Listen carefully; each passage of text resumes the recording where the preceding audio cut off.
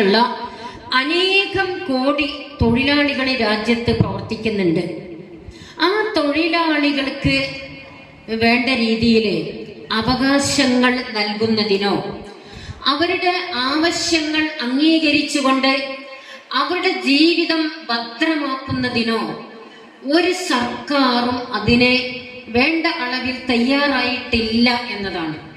അതുകൊണ്ടാണ് സ്വാതന്ത്ര്യത്തിന് മുമ്പേ തൊഴിലാളികൾ പല കാര്യങ്ങൾക്ക് വേണ്ടിയും അവരുടെ അവകാശങ്ങൾക്ക് വേണ്ടി നീതി ഉറപ്പ് കിട്ടുവാൻ വേണ്ടി നല്ല ഒരു ജീവിതം ഉറപ്പുവരുത്തുവാൻ വേണ്ടിയിട്ടൊക്കെ അവർ സമരം ചെയ്യേണ്ടി വന്നത്.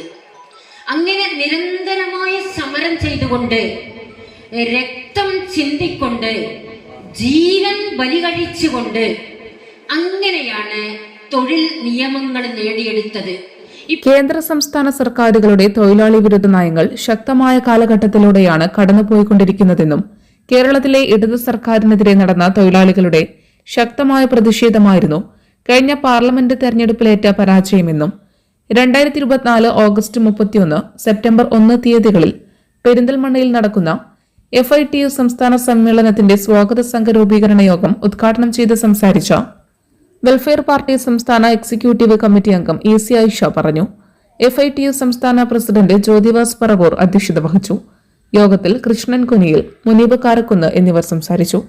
Jyothivas Paravur, Nasir Keezhuparamba, Krishnan Kuniyil, Thasleem Ambat, അത്തീഖ് Santhapuram, Usman Mullakkara, MH Muhammad, Khader Angadipuram, Hamza Elanad, Saidali Valambur, Shukkur ME, Arif ചുണ്ടയിൽ, Shanavas PJ തുടങ്ങി 60 അംഗ സ്വാഗത സംഘം രൂപീകരിച്ചു.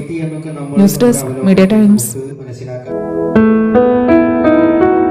നമ്മുടെ കുബൂസ് അത് നമ്മുടെ ഗൾഫിൽ കിട്ടുണ്ടായിരുന്ന കുബൂസില്ലേ, നിനക്കിഷ്ടപ്പെട്ട ആ കുബൂസ്.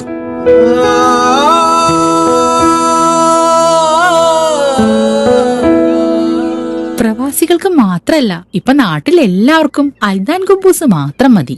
അൽദാൻ കുബൂസ് ഇപ്പൊ ന്യൂ ജനറേഷന്റെ ഇഷ്ട വിഭവല്ലേ. ഷുഗർ ഉണ്ടെങ്കിൽ ഗോതമ്പിന്റെ കുബൂസ് ആവാട്ടോ. മലയാളിയുടെ ഭക്ഷണ താല്പര്യങ്ങൾക്ക് ഇനി പുതിയ സ്വാദ്. അൽദാൻ ലെബനീസ് കുബൂസ്.